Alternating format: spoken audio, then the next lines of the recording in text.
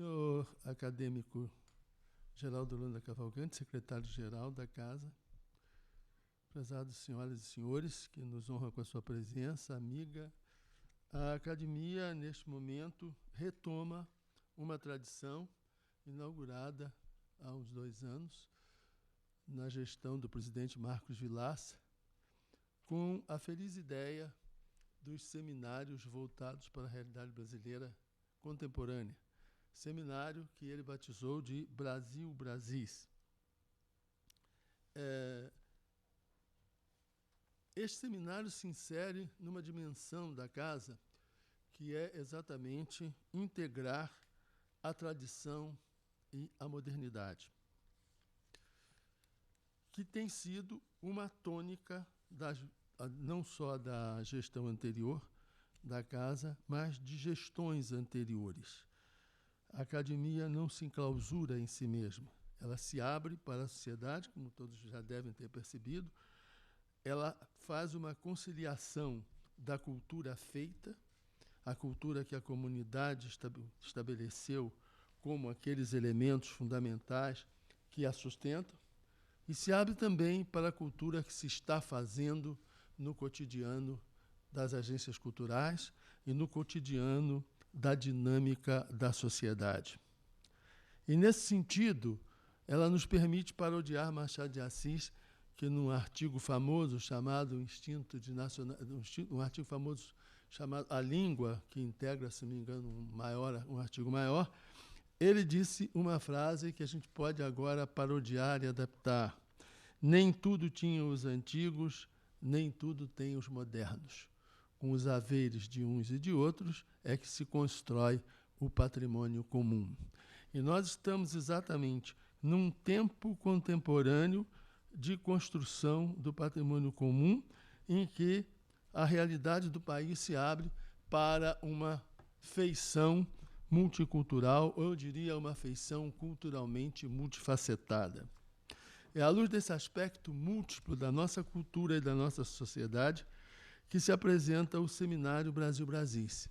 No fundamento deste seminário, um conceito socioantropológico de cultura, na medida em que se entende a cultura como esse conjunto e essa integração dos modos de fazer, pensar e sentir que caracterizam uma comunidade na busca de soluções para os problemas da vida humana associativa.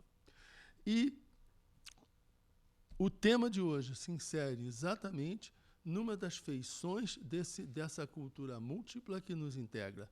A integração da cultura indígena, a afirmação da identidade cultural da comunidade indígena, que, como outros segmentos da sociedade, dentro dessa realidade que alguns chamam de pós-moderna, ela vem se construindo já há algum tempo. E por que esse tema? Por 2 razões. Primeiro, porque nós nos associamos às comemorações do Dia do Índio. E segundo, para atender a uma solicitação das entidades ligadas à questão do índio, que solicitaram à academia que se integrasse nessas comemorações, através, inclusive, de um e-mail que nos foi mandado pelo Munduruku, preocupado com as comemorações e a integração da academia nesse espaço. O propósito é a reflexão sobre a comunidade indígena, sua relevância, sua significação, sua afirmação nos tempos odiernos. E para nos dizer dessa realidade, que o meu papel aqui não é falar, é apresentar, mas como se trata do primeiro seminário do ano de 2012, a nossa presidente estaria aqui, mas exatamente quando vinha se dirigindo para cá, para o auditório, foi chamada para resolver um problema de urgência, e eu aqui estou fazendo esse duplo papel de representá-la e de coordenar a mesa. Mas para nos dizer dessa realidade, das condições que a caracterizam nesses nossos tempos de cultura singular e plural, nós temos à mesa 2 especialistas convidados, Graça Graúna e José Bessa. A pedido de ambos, começa a falar o professor José Bessa, conhecido, eu diria, José Ribamar Bessa Freire, mais conhecido como José Bessa. José Bessa é professor normalista pelo Instituto de Educação do Amazonas, é graduado em Comunicação Social pela Universidade Federal do Rio de Janeiro, especializado em Sociologia de Développement pelo IRFD, da França, cursou o doutorado em História na École des Hautes Études en Sciences Sociales, na França, obteve o título de doutor em Letras pela Universidade do Estado do Rio de Janeiro. Foi professor no programa de maestria da Universidade Nacional de Educação, em Lima, e da Faculdade de Educação da PUC, no Peru, bem como da Universidade Federal do Amazonas. Atualmente é professor de pós-graduação em Memória Social da Unirio, onde orienta pesquisas de doutorado e mestrado, e da Faculdade de Educação da UERJ, onde coordena o Programa de Estudos dos Povos Indígenas. Ministra cursos de formação de professores indígenas em diferentes regiões do Brasil, assessorando a produção de material didático para as escolas indígenas. Desenvolve pesquisas na área de História, com ênfase em História Social da Linguagem, atuando principalmente nos seguintes temas: memória, literatura oral, patrimônio, fontes históricas, história indígena, Amazônia, línguas indígenas. Escreveu e organizou vários livros, entre os quais Rio Babel, a história das línguas da Amazônia, Línguas Gerais, política linguística e catequese na América do Sul no período colonial, os aldeamentos indígenas do Rio de Janeiro, os índios em arquivos do Rio de Janeiro, a Amazônia no período colonial, além de capítulos de livros e artigos em revistas especializadas no Brasil, Peru, México, Venezuela, França, Alemanha, Itália e Japão. Mantém coluna semanal em jornais do Amazonas desde 1984 aos dias de hoje. Com os senhores e senhoras, José Bessa.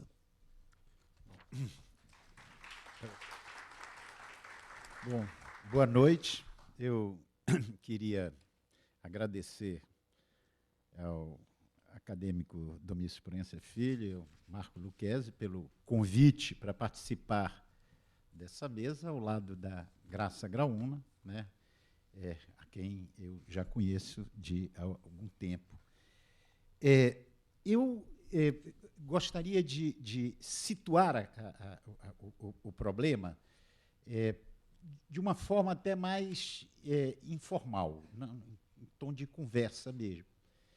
E eu gostaria de começar lembrando um fato que ocorreu em Portugal com um escritor português, Antônio Alçada Batista, que era membro correspondente em Portugal aqui da Academia Brasileira de Letras. O Alçada era um cronista, contador de história, sedutor, divertido, né? E ele me contou uma história quando ele era presidente do Instituto Nacional do Livro, lá em Portugal. Em 83, eu passei por lá, eu tive o prazer de conhecê-lo, e ele me contou uma história que eu gosto muito de repetir. Alguns alunos meus que estão presentes aqui conhecem essa história. Ele disse que ele estava fazendo turismo na Grécia, com um grupo de amigos portugueses. Ele vai e, de repente, passa um grupo de turistas japoneses. Até aí, tudo bem, turista japonês tem em todo lugar, né? Enfileirados, disciplinados, com suas máquinas, suas câmaras filmadoras. Mas ele vê que um dos japonesinhos parou e ficou olhando, e os outros seguiram. O olhar do japonesinho cruzou com o do escritor português, do Alçada, que estava com os amigos falando em português. O japonesinho se aproxima e pergunta, disse: desculpa, vocês são portugueses? O Alçada disse: sim, somos. Ele deu um assovio, o grupo todo olhou, e ele disse, num perfeito português de São Paulo, disse: ei, pessoal, venham aqui que eu encontrei um grupo dos nossos antepassados. Aí a reação do grupo de portugueses foi essa, foi rir também, porque o Alçada disse, todo mundo achou estranho, como eu, antepassado desses japoneses de olho puxadinho, nós conversamos um pouco sobre isso, efetivamente, ele disse que custou a ficha cair, porque quando o japonês reivindicava o português como seu antepassado, evidentemente ele não estava fazendo por razões de ordens genética, de características fenotípicas, nada. Era uma questão cultural. Né? Aqueles japoneses cujos pais haviam nascido no Japão e que tinham vindo para São Paulo, né? Aqueles filhos de japoneses nasceram em São Paulo, estudaram na escola em São Paulo, assumiram a língua falada no país e a história do país. E a história do país, evidentemente, Portugal e a língua portuguesa têm um papel fundamental e, portanto, aquele japonês se considerava como os portugueses como seus antepassados.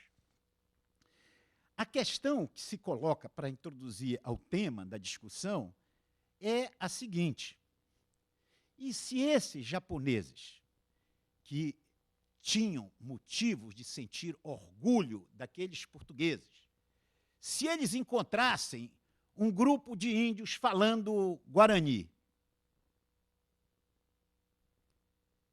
ele daria um assovio e dizer, venham cá que eu encontrei um grupo de nossos antepassados?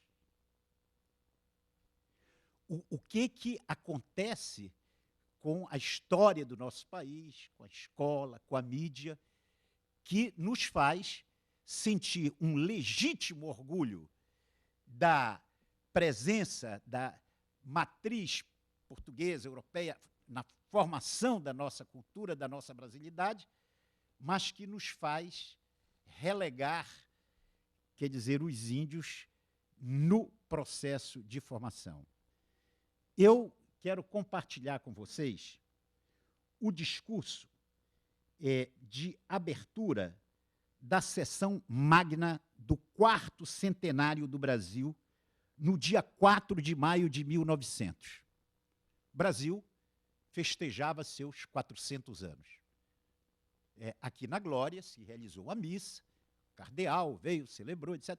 E as comemorações tiveram início com um discurso de um engenheiro e político carioca, que depois se tornaria prefeito da cidade, o Paulo de Fronten. Ele foi conhecido por ter ampliado o potencial de abastecimento da água do Rio de Janeiro, né, que era a capital do Brasil. No discurso de abertura do 4º centenário, eu vou ler bem devagar, porque eu acho que é extremamente importante esse discurso. Ele diz o seguinte: o Brasil não é o índio. Este, onde a civilização ainda não se estendeu, perdura com seus costumes primitivos, sem adiantamento nem progresso. Descoberto em 1500 pela frota portuguesa ao mando de Pedro Álvares Cabral, o Brasil é a resultante direta da civilização ocidental trazida pela imigração que, lenta, mas continuadamente, foi povoando o solo.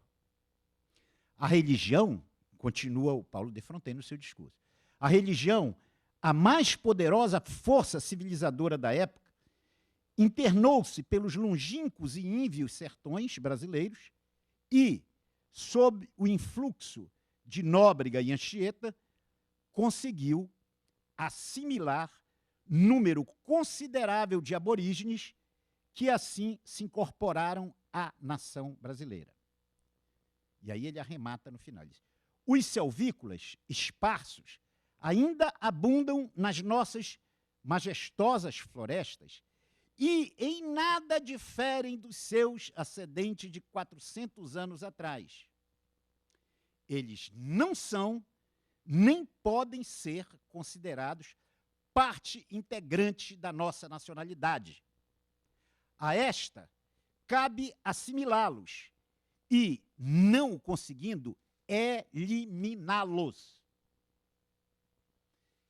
O discurso de abertura, quer dizer, ele falou aquilo que estava um pouco na boca de qualquer brasileiro, mas ele estava ali numa função oficial.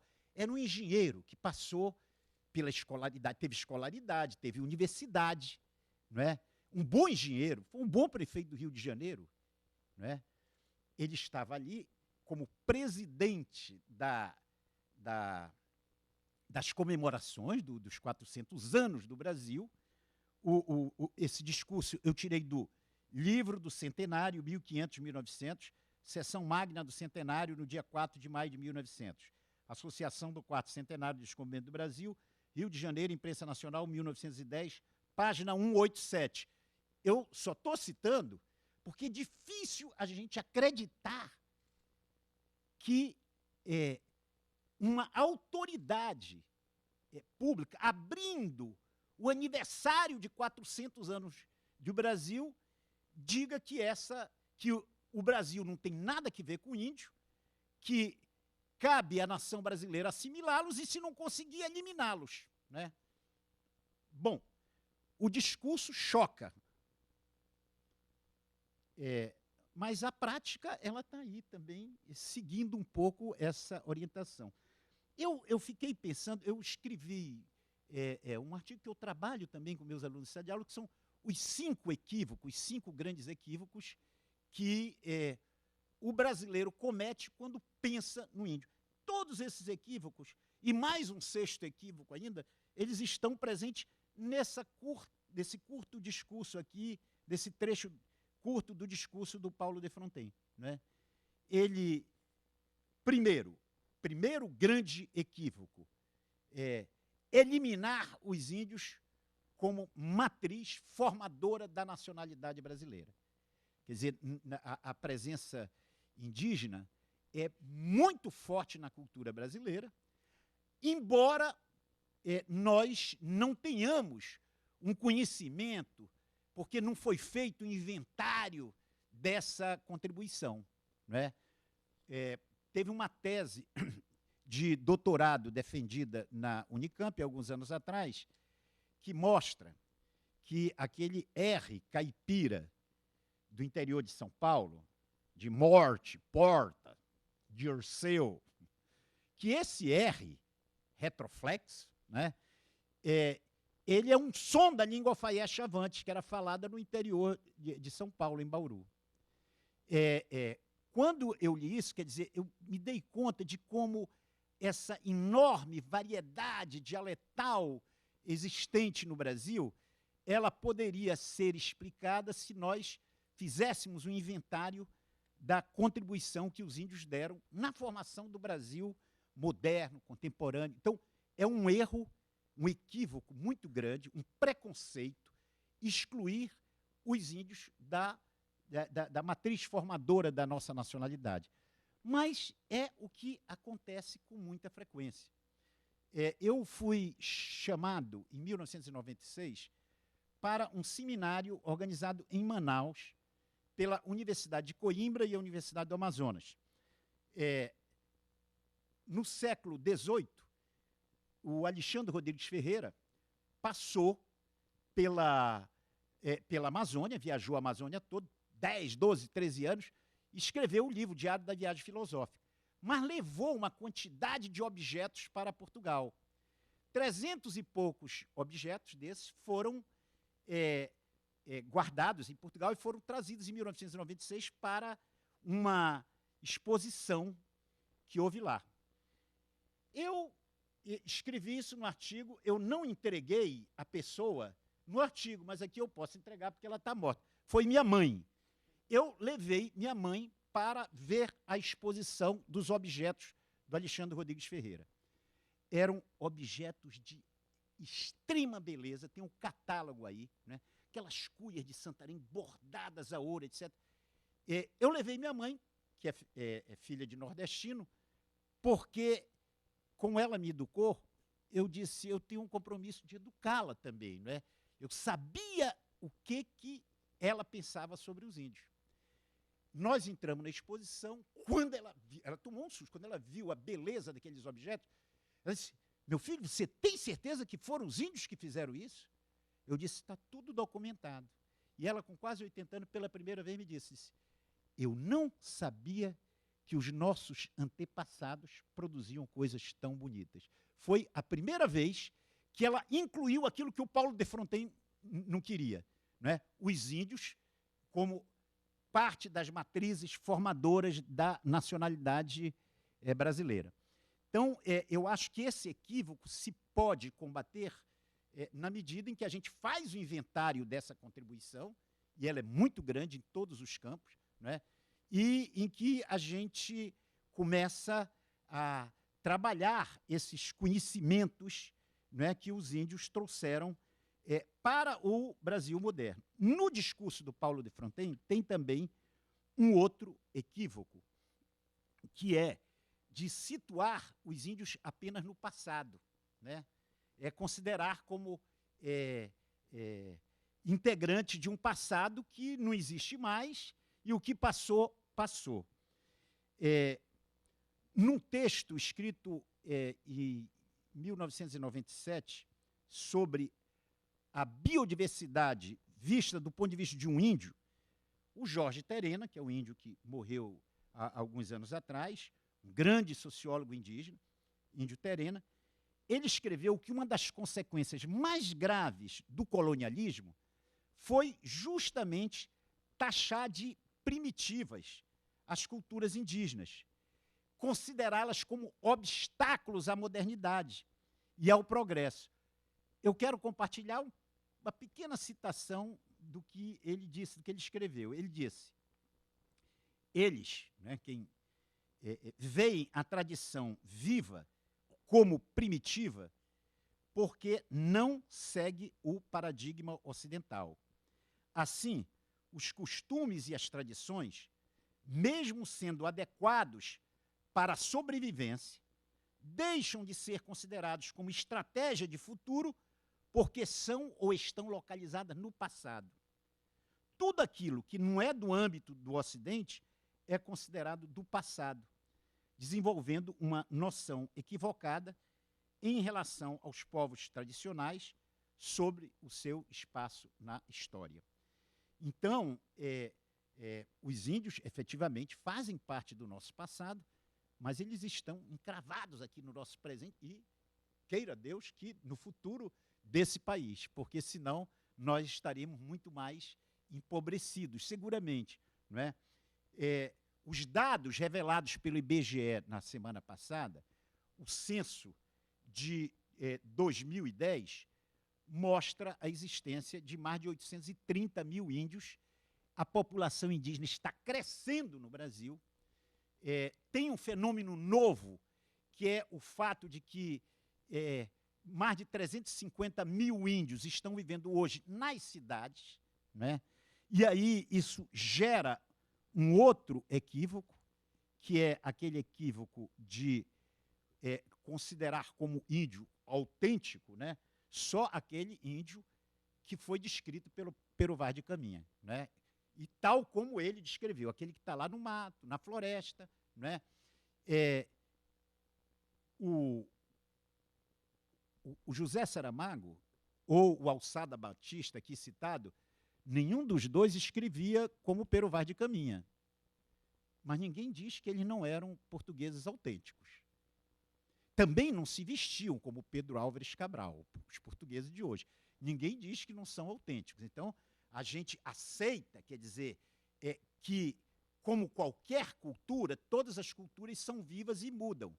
Mas quando se trata da questão indígena, está tão internalizada aquela imagem do índio na floresta, etc., que a gente não percebe que 500 anos, 5 séculos, né, passaram e que os índios, no contato com a sociedade colonial, depois com a sociedade imperial, com a sociedade nacional brasileira, eles, como todas as outras culturas, também foram se modificando.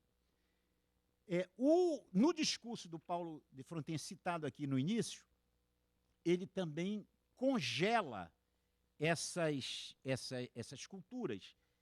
E ele considera essas culturas como culturas atrasadas. Ele faz isso por pura ignorância. Ele desconhece. Na época também não existia uma...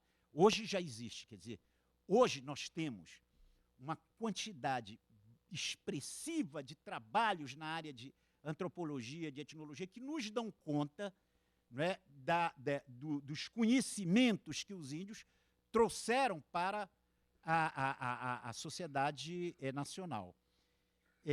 Portanto, considerar essas culturas como culturas atrasadas é desconhecer que esses povos produziram saberes, ciência, arte refinada, literatura, poesia, música, religião. Não é?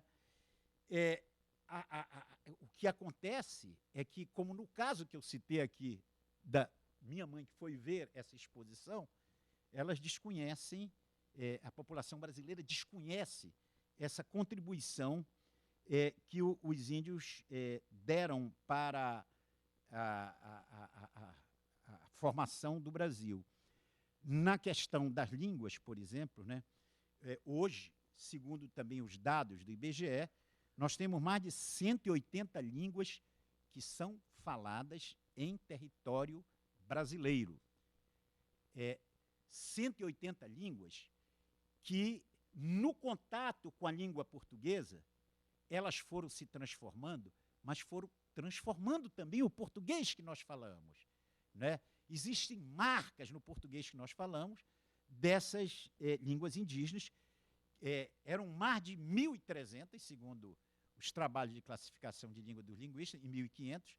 Hoje tem 180 línguas, né, que foram consideradas também como línguas inferiores, incapazes de um pensamento abstrato maior, etc., por um desconhecimento de que o que a gente sabe hoje, né, de que qualquer língua é capaz de expressar qualquer pensamento, qualquer sentimento.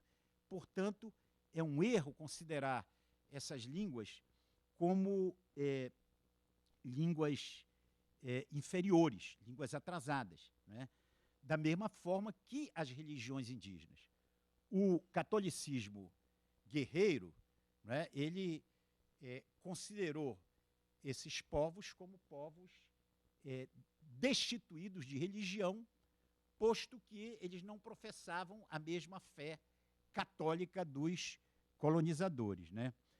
Nós, aqui na UERJ, nós trabalhamos com os índios guaranis. Eu sou professor também num curso de formação de professores guaranis do Rio Grande do Sul, Paraná, Santa Catarina, Rio de Janeiro e Espírito Santo. Tem um belíssimo livro da Hélène Clastre, uma antropóloga francesa, sobre a religião guarani, que recomendo que quem for ateu não o leia, porque no final sai convertido. Né? É um livro muito bem estruturado, onde ela mostra aquilo que a gente vê hoje no cotidiano das aldeias guaranis. Os guaranis rezam mais do que 95% dos bispos da CNBB. Né? Eles têm a casa de reza, passam a noite toda rezando, e para os guaranis a religião ela está presente em tudo. Né? Então, num certo sentido, a sociedade brasileira ela ignorou esses saberes. Eu dou um exemplo aqui. A língua guarani. Nós temos qualquer aluno de qualquer universidade pública que queira estudar latim, que é uma língua morta, falada pelo Papa e usada por alguns advogados e juízes, né? E é muito bom que encontre. A universidade tem que oferecer latim. O português veio do latim, não tem alternativa. É importante que as universidades ofereçam para os alunos que queiram estudar latim. Grego antigo. Você pode estudar grego antigo, também é uma língua que já não é usada. Aí você diz, bom, Guarani. O Guarani é falado em 10 estados brasileiros, em mais de 100 municípios. é falado no Paraguai, na Argentina, na Bolívia e um pouquinho no Uruguai, embora o Estado do Uruguai não reconheça. Não é? Foi uma língua considerada como língua cooficial do Mercosul. É uma língua viva, que também, como o latim, deu uma contribuição enorme para o português que nós falamos. Aí um aluno de qualquer universidade brasileira diz, eu quero estudar Guarani. A universidade vai dizer, não tem ensino de língua Guarani, não tem no currículo. Não é? Então, isso demonstra um certo descaso, quer dizer, aquele discurso do Paulo de Fronten citado no início, ele também não está tão fora de foco hoje, quando nós observamos isso. Ou, e eu concluo aqui, não é, por estar até numa casa como essa, a questão da literatura indígena, que eu acho que a Graça vai tocar, e eu concluo falando um pouco da importância dessa literatura indígena, não é? Que era uma literatura oral.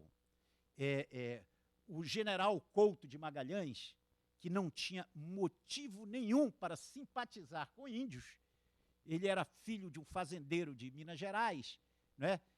Quando ele vai para o Pará como presidente da província, ele estava no barco, ele viu lá, na terceira classe, um cara só de calção, contando histórias, e ao redor dele as pessoas rindo. Ele disse, eu vou descer para saber que histórias são essas. E quando ele desceu, ele não entendeu nada. E ele não entendeu nada porque, ali, em 1865, a maioria da população da Amazônia falava ainda, ou alguns em forma monolíngue e outros bilíngue com português, falavam o Nhangatu, a língua geral. O cara estava contando histórias em Nhangatu.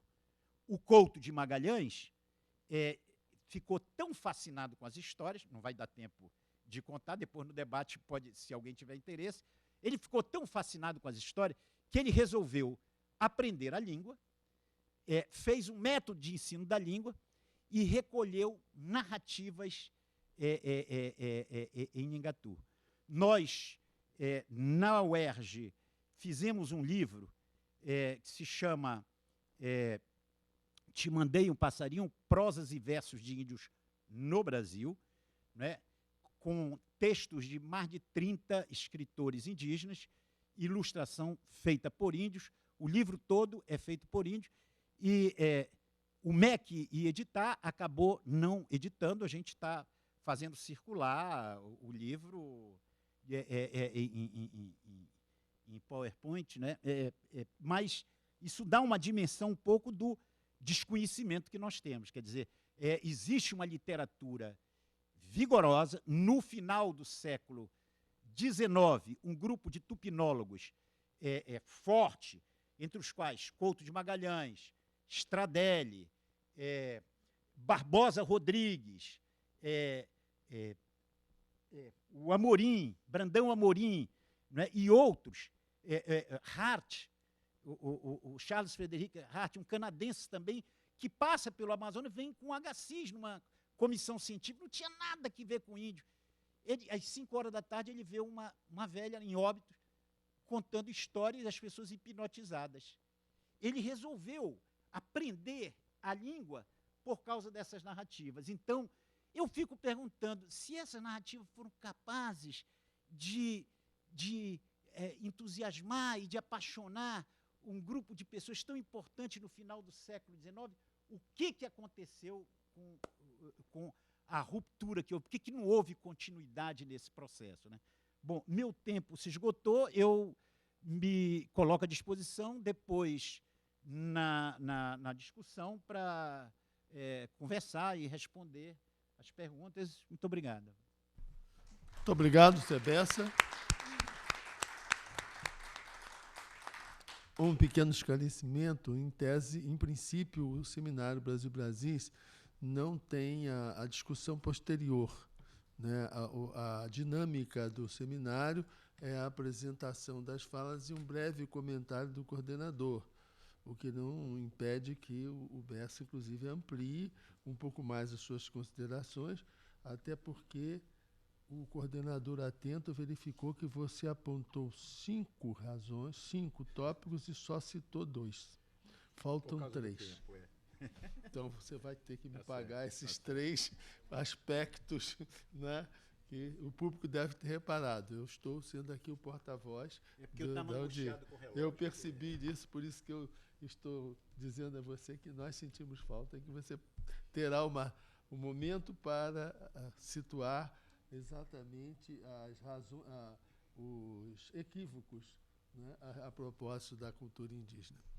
E agora nós vamos ter o grato prazer de ouvir Maria das Graças Ferreira Graúna, mais conhecida como Graça Graúna, que ainda há pouco me emocionou, porque me deu um abraço também emocionado, dizendo que tinha estudado nos livros do meu pai. Sim, só pode ter sido no livro do meu pai. Dizendo que tinha estudado, que tinha estudado num livro antigo que eu escrevi, publiquei na década de 60, que me comoveu bastante. Mas a Graça Graúna é de origem indígena da etnia potiguara. É escritora, é educadora com graduação, bacharelado, especialização, mestrado e doutorado em letras pela Universidade Federal de Pernambuco, o que corrobora uma parte do que o Bessa acabou de situar para nós aqui. Fez pós-doutorado na UMESP em Literatura, Educação e Direitos Indígenas. É professora adjunta concursada na Universidade de Pernambuco, no campus de Garanhuns.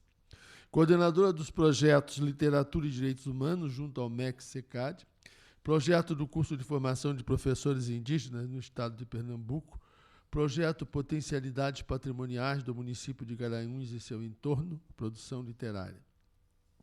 Líder do grupo de estudos comparados, Literatura, História e Interdisciplinaridade, na Universidade de Pernambuco, junto ao CNPq. É responsável pelo blog Tecido de Vozes, Literatura e Interdisciplinaridade. Tem alguns livros publicados, cito Direitos Humanos em Movimento, artigos, poemas, relatos, que ela organizou, um livro infanto-juvenil, Criaturas de Nhanderu, Tear de Palavra, poema, Tessitura da Terra, poemas, e Canto Mestiço, além de poemas também, além da participação em antologias poéticas no Brasil e no exterior. Para nosso prazer, fala Graça Graúna.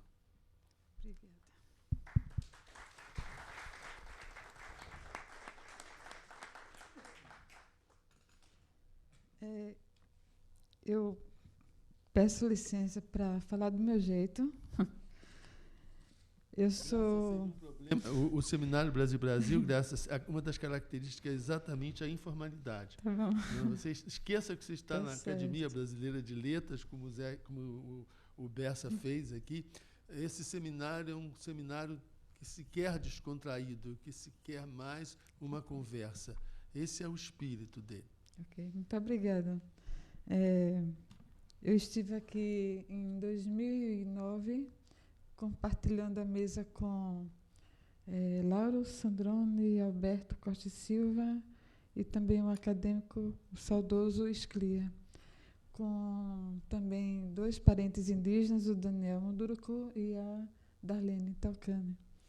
Antes de mais nada, quero agradecer o convite e pedir licença para falar assim, me dirigir a Ana Maria como irmã das letras.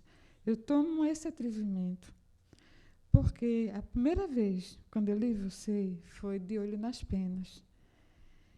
E eu senti uma proximidade muito grande, porque faz tanto tempo, né, que você escreveu esse livro que nos aproxima várias civilizações, vários povos. E me emociona muito. E eu pedia tanto a Deus, Tupã, Nhanderu, todos os deuses, enfim, que me desse um dia a oportunidade de conhecer você de pertinho.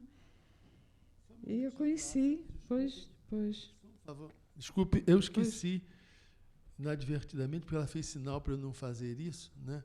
mas eu vou fazer. Está presente na primeira fila a nossa presidente, Ana Maria Machado, que não fez questão de não vir para a mesa, por excesso de modéstia.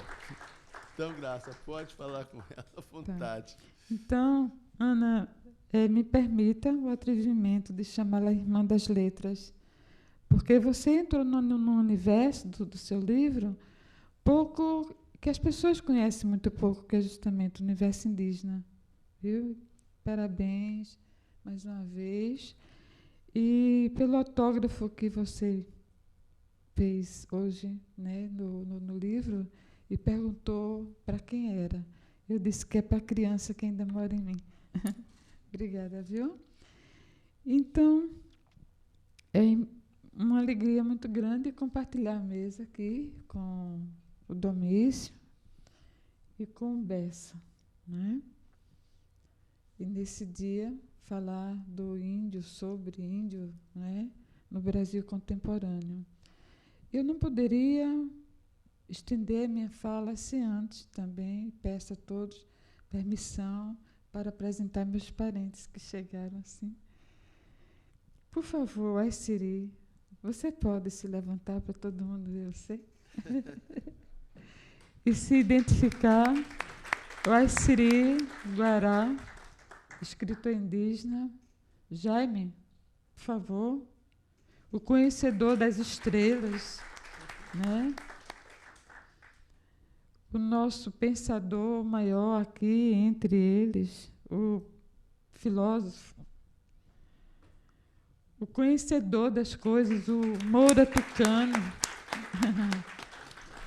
é o grande presidente da Associação dos Povos Guarani, em São Paulo, Olívio Jacupé.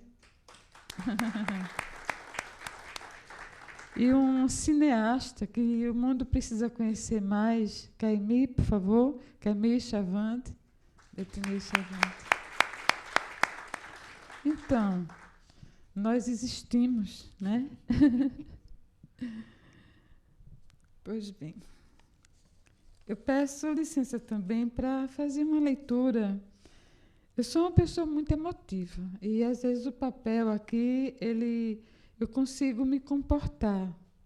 Eu preciso um pouco dessa metodologia, porque se me deixar muito solta, eu vou, né? Então, eu quero também agradecer o acolhimento das assessoras Lília e Marta, e também do Ataíde, né, que por telefone, por e-mail, né, me deram assim, todo um apoio, muito agradecida. E pelo motorista que me trouxe aqui. Acho muito importante. Bom, eu intitulei a minha fala de Literatura Indígena no Brasil Contemporâneo e outras questões em aberto. E quero dedicar também essa fala à minha mãe, Noêmia, que ela tem 92 anos, e nesse momento ela está pedindo a Nhanderu por mim. Ela disse, minha filha, vai e fale. Está certo. Então, eu vou tentar aqui. Eu tentei colocar aqui 3 tópicos, né, falando a questão de quem somos, o que fazemos hoje. Índios, indígenas, quantos e quem somos. O Bessa já colocou ali uns números que eu acho importante, conforme o censo mais recente do IBGE. Né? Índios e indígenas são parentes, mas a sociedade dominante nos quer indigentes. Os poderosos nos querem à margem, a FUNAI não quer ver, mas estamos aqui, nós somos invisíveis como querem muitas pessoas, como querem que a gente seja, mas estamos aqui. Então, conforme o IBGE, no Censo Demográfico de 2010, esse censo mostra já um acréscimo da população indígena no Nordeste, por exemplo.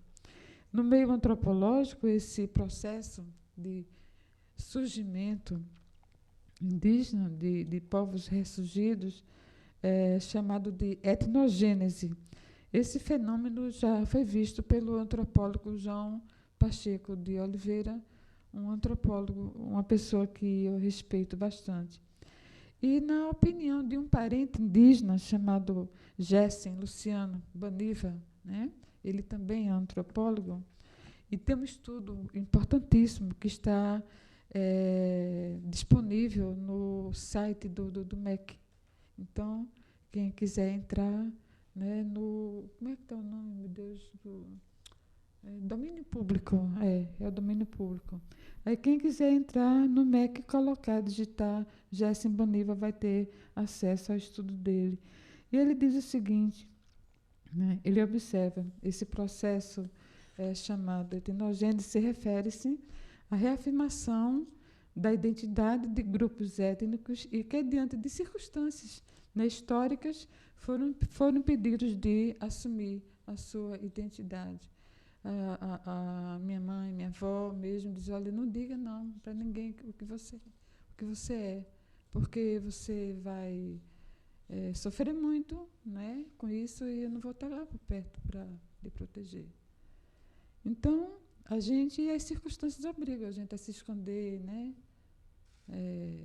Enfim. E o Gerson Boniva, o nosso antropólogo indígena, ele diz que por razões, aspas, por razões também históricas, o grupo étnico, no caso dos indígenas, ele consegue reassumi-la e reafirmá-la, recuperando aspectos relevantes da cultura, fecha aspas. Então, isso é o que se chama etnogênese no campo da antropologia. O censo indígena diz que somos milhares, né? Mas, infelizmente, a FUNAI não quer ver. E estamos crescendo nos centros urbanos. E a FUNAI também faz questão de não ver. E nós estamos aqui, não é?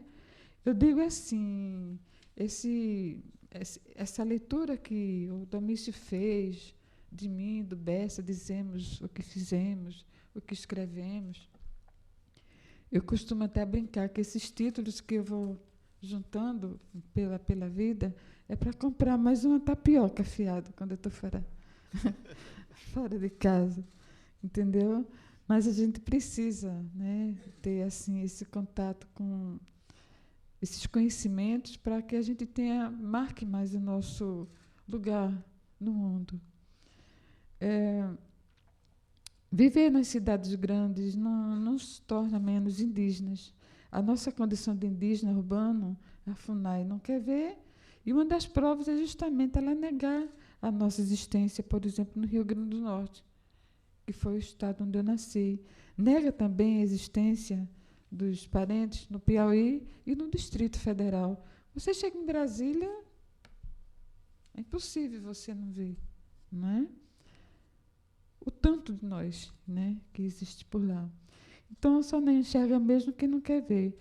Para a FUNAI, os indígenas urbanos sequer estão inseridos no quadro de indígenas que ela considera aptos a ser considerados indivíduos razoavelmente integrados à sociedade. Eu, quando falo isso, eu tento, assim, abrandar o meu espírito, porque dá muita raiva falar um pouco sobre essas coisas, né? Mas a raiva passa quando eu tenho a oportunidade de falar um pouco sobre essas coisas. Obrigada pelo convite para que eu estar aqui. Pensando sobre a questão da história e da memória, que é um outro aspecto que me chama muita atenção. Ao longo da história da colonização, os povos indígenas vivenciaram a impossibilidade de escrever e expor o seu jeito de ser e de viver na própria língua. Alguém me pergunta, várias pessoas me perguntaram, eu fui convidada para participar agora de uma antologia Rio Mais, com poetas da América Latina, e vai sair agora, eu acho que em junho. E uma das escritoras, Clevane Pessoa, ela, que é também do Rio Grande do Norte, mas ela vive em Minas Gerais. Ela disse, Graça, como é que você não dá para escrever o seu poema em potiguar? Eu disse, infelizmente não, porque nós fomos vilipendiados, né? Perdemos, né? Com a chegada dos colonizadores, com a chegada obscura das caravelas. Então, nós perdemos. Então, eu macaqueio a língua portuguesa. E assim eu vou levando, né? Mas é só para dizer assim que desse jeito que a gente vive, nesse contexto, né, da cidade grande, a gente perde, a gente ganha muitas coisas. E a língua é esse sinal, a perda, né? No caso do Potiguara, né? Diante disso, podemos até dizer que não é à toa o fato de que a memória oral continuou sendo o único caminho para guardar, né, um pouco, parte da nossa história. E é o que fazem muitos grupos dos nossos parentes que estão aqui, e do meu povo também, embora tenha sido agredido tão violentamente, mas estamos ainda. A gente faz roda de conversa, a gente diz o que faz, a gente sempre diz para os mais velhos, né, o que a gente fez, né, e assim a gente continua a nossa história. A literatura indígena no Brasil contemporâneo. Esta semana, ontem, terminamos um seminário com apoio da Fundação Nacional do Livro para Crianças e Jovens, com apoio também do Instituto CIA, e, enfim, e com o IBRAP, que é o Instituto Brasileiro para a Propriedade Intelectual Indígena. Vários grupos indígenas de diferentes etnias estiveram reunidos para refletir a relação entre literatura e meio ambiente. E foi importante porque, mais uma vez, nos encontramos pela 9ª vez. O 10º encontro vai acontecer para o ano, né? E ficamos pensando de que maneira a gente pode contribuir para esse fórum que vai acontecer aqui, chamado Rio +20. E numa das rodas de conversa, tivemos a oportunidade de pensar a carta do chefe Seattle e também acolhemos um poema, é uma declaração poética que foi escrita em 1975 e lida, declamada, né, lá no Canadá. E eu sempre acho bonita esse texto e peço permissão para ler. É pequenininha e grande no sentido dela. Nós, povos indígenas do mundo, unidos numa grande assembleia de homens sábios, declaramos a todas as nações: quando a terra-mãe era o nosso alimento, quando a noite escura formava o nosso teto, quando o céu e a lua eram nossos pais, quando todos éramos irmãos e irmãs, quando os nossos caciques e anciãos eram grandes líderes, quando a justiça dirigia a lei e a sua execução, aí outras civilizações chegaram, com fome de sangue, de ouro, de terra e de todas as riquezas, trazendo numa mão uma cruz e na outra espada, sem conhecer ou querer aprender os costumes dos nossos povos. Nos classificaram abaixo dos animais, roubaram nossas terras e nos levaram para longe delas, transformando em escravos os filhos do sol. Entretanto, não puderam nos eliminar, nem nos fazer esquecer o que somos, porque somos a cultura da terra e do céu, porque somos uma ascendência milenar, somos milhões, mesmo que o nosso universo seja destruído, nós viveremos por mais tempo que o império da morte. Esse poema, declaração, né, é um texto coletivo, é uma voz tribal aqui, né? Eu sempre faço questão de fazer a leitura sempre que possível. Então, tecida na solidariedade, essa poética declaração que acabamos de observar, é a expressão viva contra o projeto da sociedade dominante, contra os povos indígenas, né?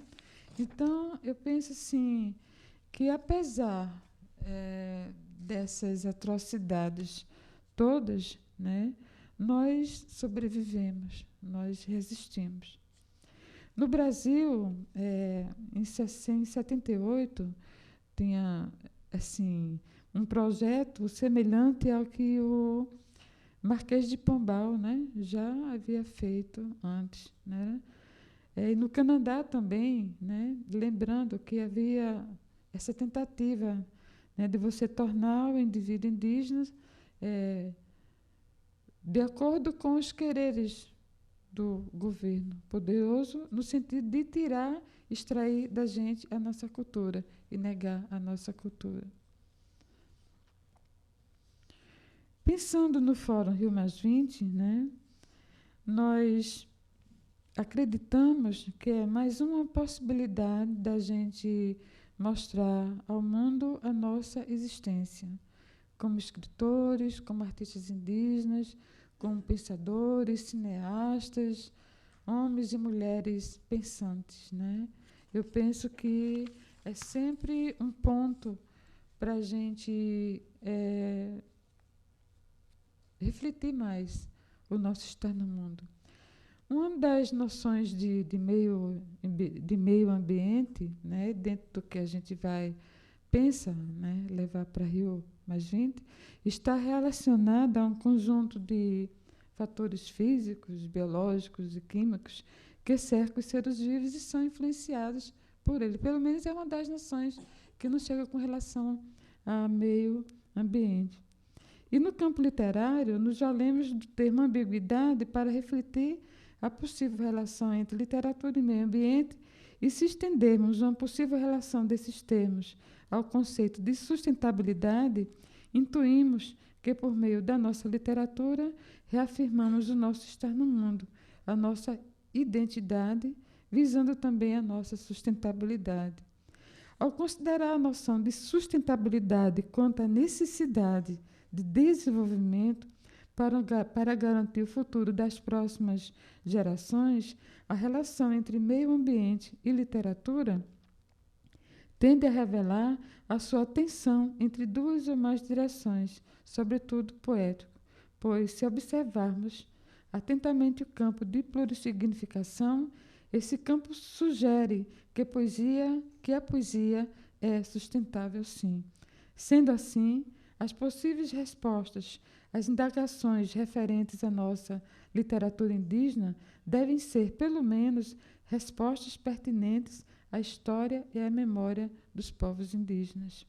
A relação entre literatura e meio ambiente requer um olhar interdisciplinar e, se possível, colher essa relação em loco, no local, na aldeia, né, com os narradores, os pajés, as pajés, os poetas, as poetas, os historiadores, as historiadoras, os estudiosos e estudiosas da terra, os sábios e as sábias filhas e filhos da terra, né, adultos e crianças, homens e mulheres indígenas. Colher dessas pessoas as sugestões, os ensinamentos, os procedimentos para garantirmos a sustentabilidade e a preservação da mãe natureza para gerações futuras, o que significa também uma forma de garantir as nossas seculares tradições indígenas. Aqui eu peço licença aos nossos ancestrais para expressar o que vem da minha alma nesse momento, e mesmo que eu não tenha vivido os horrores que os parentes indígenas vivenciaram com a chegada das caravelas, eu preciso mesmo de deixar aqui a minha acanhada impressão de leitura, almejando um futuro em que todos se reconheçam irmãos e que a nossa vista alcance um futuro sustentável, como que é a poesia. Eis um poema da minha lavra que eu escrevi em 2002. Peço também licença para dedicar esse poema ao povo guarani, porque eu estive com uma parte do povo guarani o ano passado, quando eu estava lá em São Bernardo do Campo fazendo esses cursos aí, para comprar uma tapioca, enfim. E um poema que eu escrevi há muito tempo, e foi publicado em 2002, a primeira vez, se chama Serra do Mar. Eu entrei na casa de reza, lá na terra dos Guarani, e ofereci a Nhanderu esse poema. Serra do Mar. A história foi se formando na paisagem. Nem poluição, nem violência nas ruas, nem jogos sofisticados, nem roupas de grife, barulho nenhum de automóvel, só a voracidade do vento passando por lá. O texto que vem a seguir é um poema narrativo escrito por uma amiga chamada Verônica Manauara, que é a mulher esposa do nosso filósofo, o Moura Tucano. Ela é formada em letras e jornalismo. E conversando, trocando e-mails, né? Eu lá em Recife, ela lá no Amazonas, ela mandou para mim um texto chamado Composição de Tudo. Apresentá-lo aqui é uma forma de ilustrar a estreita relação entre literatura e meio ambiente, seja essa literatura escrita por negros, brancos, índios, mestiços. O importante é que o texto da Verônica reflete a sua militância pelos direitos humanos e pelo meio ambiente junto à Associação das Mulheres Interraciais Guerreiras do Alto Solimões. Essa associação tem sede lá em Tabatinga, Amazonas, Brasil. A todos que compartilham desta reflexão, agora faço minhas as palavras da Verônica para que o grande Espírito, nosso Pai, ilumine nossa trajetória para acertarmos o caminho do amor e aproveitar a passagem por aqui, conhecendo nossos irmãos, os que estão aqui, né? E saudar os que se foram também. E aqui eu lembro do Escli, né, que compartilhou de uma mesa comigo em 2009. A Verônica escreveu o seguinte: a terra me emprestou seu barro e o grande Espírito me construiu. Minha mãe me deu abrigo enquanto escondida me aprontava para sair. Minha mãe me deu abrigo para descansar. A terra me emprestou seus rios e mares para me esbaldar. A terra me emprestou as flores para o meu enfeite, meu cheiro, meu mel, meu encanto. Minha mãe me emprestou seu sangue e suas lágrimas para notificar. E o vento? A terra me deu seu vento para me ninar e transpor barreiras nacionais e estrangeiras. Minha mãe me deu cantos e histórias para embalar meus sonhos. Ah, doce balanço da terra, terra redonda que gira e gira, doce balanço do ventre que agita e que agita. Que espírito é esse que construiu a terra, que construiu minha mãe e me construiu? Que água é essa que me envolveu, me protegeu e ainda me inunda num processo de vida? Que espírito é esse que construiu a água, que deu origem à vida, que deu origem a tudo, na calada da noite e ao romper do dia? Que espírito é esse?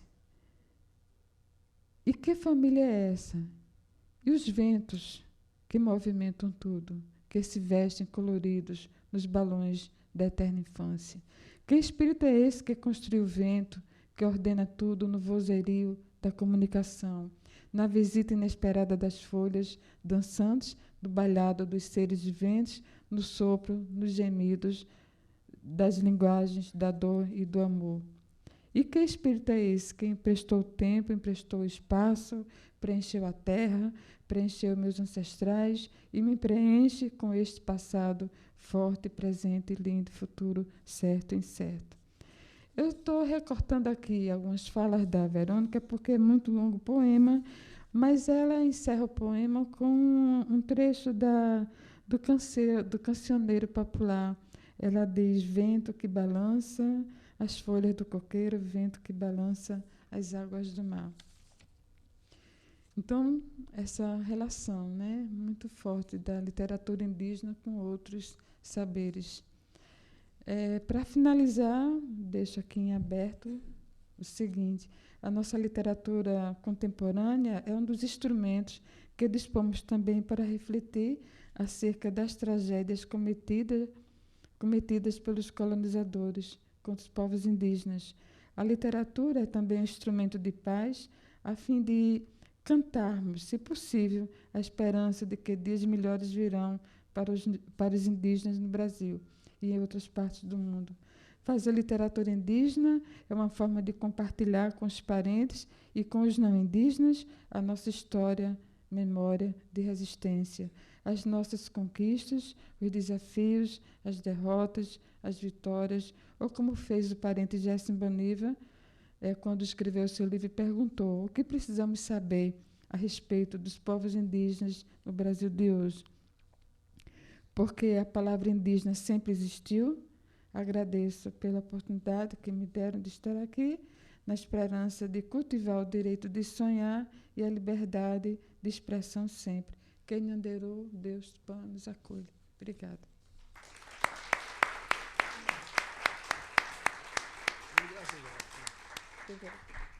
Muito obrigado, Graça.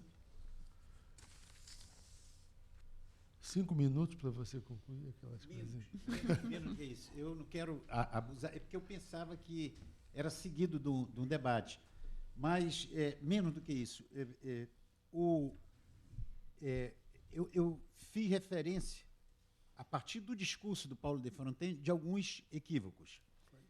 O primeiro deles foi aquele de excluir os índios da matriz formadora da nacionalidade brasileira.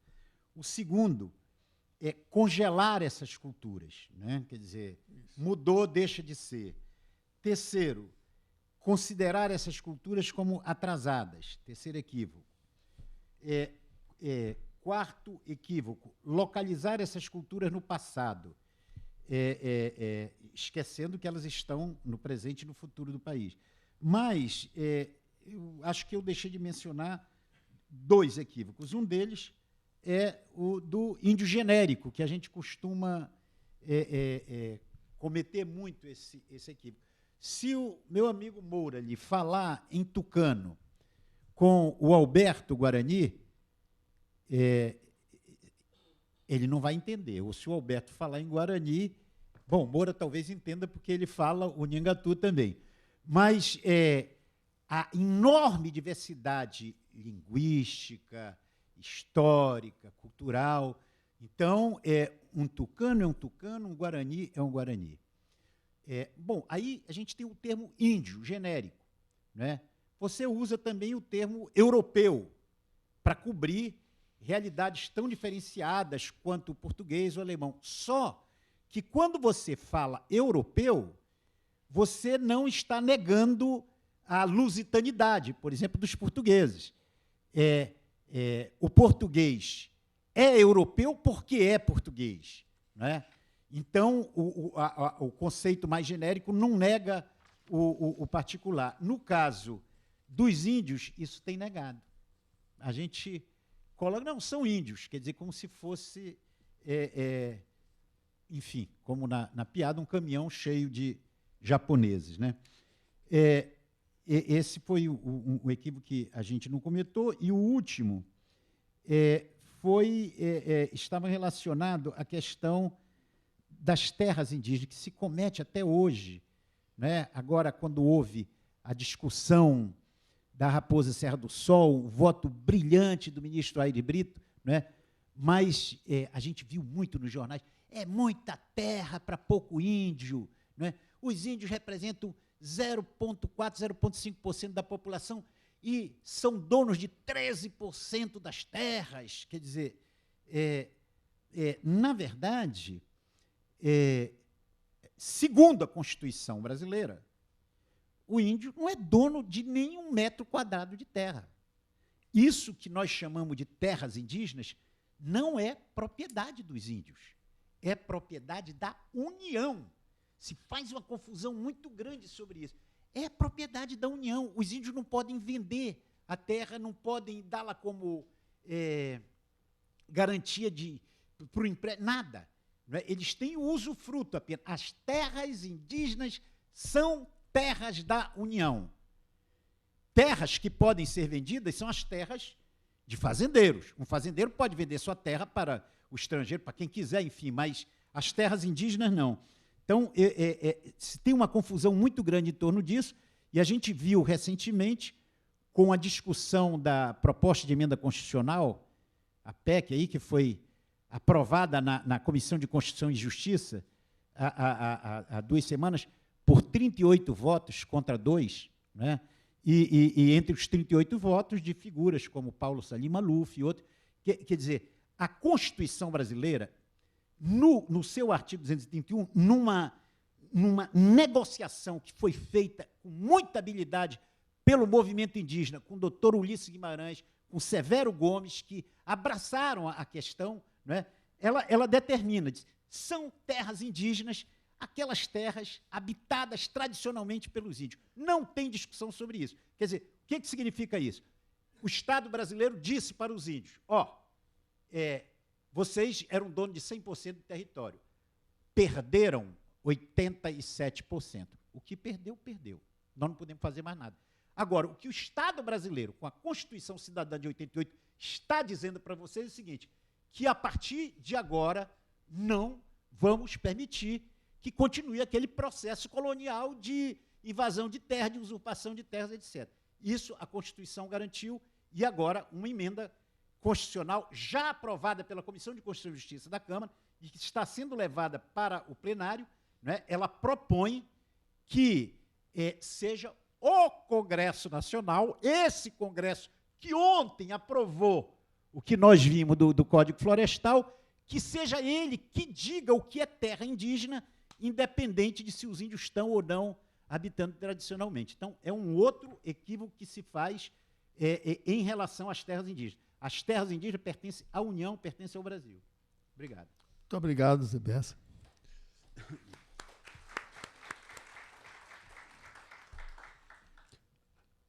Como vimos, a fala da Graça e do Bessa constitui um convite para a nossa reflexão, e é esse o espírito também do seminário, e nos trouxeram aqui uma série de aspectos que no cotidiano da nossa atribulada vivência urbana acaba escapando às nossas considerações, e o Bessa situou a questão da integração cultural, inicialmente com o exemplo dos japoneses, e situou muito bem, caracterizou muito bem o lugar do índio na dinâmica do processo cultural brasileiro. Fez um percurso histórico, mas muito mais caracterizado na denúncia de uma série de equívocos na visão da cultura indígena, e trouxe, de início, um exemplo de reduplicação da ideologia dominante no final do século XIX, começo do XX, lembrando que essa ideologia reduplicada ainda está viva e permanente na realidade contemporânea do Brasil de hoje, e apresentou os 5 equívocos. Evidentemente, não me cabe repeti-los, apenas reforçar que ele apresentou os 5 equívocos que acompanham a visão que o brasileiro tem do índio. En passant, tocou na seara que me diz mais respeito, que é a presença do índio na língua portuguesa, a influência que foi durante muito tempo negada, foi negada por vários filólogos, mas que finalmente hoje é reconhecida. E, além do R, eu citaria também um exemplo muito interessante, entre outros, que é a nasalização das vogais orais, que se deve à influência indígena, isso reconhecidamente hoje. E o Bessa situou os índios não apenas no passado, mas trouxe para a realidade do presente, numa clara e nítida oposição ao pensamento do Paulo de Fronten e atualizando a dimensão ideológica do problema. Nos deu uma informação que é muito equivocada em vários livros, que é o número de indígenas, não é? Que, em geral, fica entre...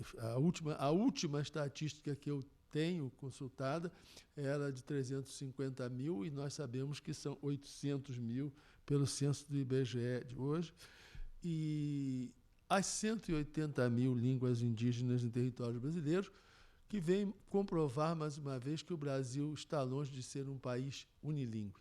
O Brasil é oficialmente um país unilingüe, mas é, na realidade, um país multilingüe. Não apenas as línguas indígenas, nesse volume, não apenas o português, mas as línguas ainda de negros que remontam ao tempo quilombola, a língua dos imigrantes. Então, nós temos uma presença bastante forte, embora nos una essa língua que perpassa todo o território nacional, que é a língua portuguesa. Graça nos trouxe a fala emocionada né, na caracterização da cultura indígena e nos anunciou a força da literatura indígena, denunciou a invisibilidade imputada aos índios no Brasil, o preconceito, e também, ao falar da literatura, ela nos mostrou que a comunidade está atenta e produzindo uma literatura denúncia, uma literatura de luta, uma literatura de resistência. E com muita propriedade mostrou que o espaço da literatura ainda tem muita força, porque mexe não apenas com o nosso intelecto, mas mexe, sobretudo, com as coisas da nossa emoção, do nosso coração, e isso tem uma força muito grande, uma energia muito grande, muito mobilizadora. E por isso, Graça, continue a escrever seus poemas e a incentivar a produção desses poemas junto aos seus companheiros, aos nossos irmãos indígenas. Eu agradeço, em nome da Academia, a sua emocionadíssima fala, a beleza da sua fala. Agradeço ao Bessa a sua contribuição, que não só a nós, mas a todos os que nos estão vendo agora, online, porque essas conferências são transmitidas ao vivo, né, para todo mundo, né, uma vez que elas estão no ciberespaço, né? E aproveito para convidar os presentes para os próximos acontecimentos dessa Casa de Cultura, que é a Academia Brasileira de Letras. O próximo Seminário Brasil-Brasis se realizará no dia 31 de maio, é uma quinta-feira, como sempre, às 17h30, e o tema é o futuro, midiático ou virtual. Aqui estarão para falar Luiz Erlanger, que é um dos diretores da TV Globo, e Marcelo Tass, que é um promotor de cultura e, sobretudo, detentor de um programa que todos conhecem, que é o CQC. Entre outras realidades, entre outras realizações na área da televisão, em que ele é um notório especialista. É um seminário que também promete muito. Além disso, no dia 3 de maio, quinta-feira, às 18 horas, damos sequência à série Música de Câmara na BL, com o duo Ana de Oliveira, ao violino, Flávio Augusto ao piano, que executarão obras de César Franck, Béla Bartók, Radamés Inátali, Guerra Peixe e Astor Piazzolla. Dia 8 de maio, terça-feira, 17h30, tem início um importantíssimo e oportuníssimo ciclo de conferências sobre eleições e reflexões, num momento próprio, apropriado, né? O primeiro conferencista será o acadêmico historiador José Murilo de Carvalho, que nos falará de voto e cidadania. No dia 9 de maio, quarta-feira, às 12h30, na série MPB na ABL, teremos o espetáculo Fúria e Paixão, com Sérgio Ricardo. Agradeço a presença de todos, o prestígio que emprestam a esta casa. Está encerrado o nosso seminário. Muito obrigado.